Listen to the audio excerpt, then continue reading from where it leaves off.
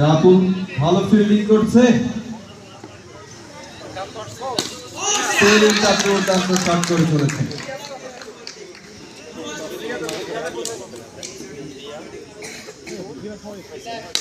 আবার দুর্দান্ত চেষ্টা এবং ওভার, এটা মেড ইন ওভার গেছে, মেড ইন উইকেট।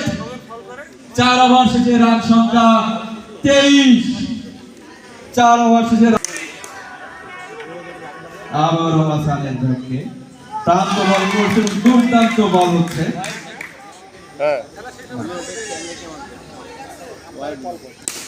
দুর্দান্ত শট এবং শট, হাসান ব্যর্থ হয়েছে এবং আউট। বাসায় কি কোন জায়গা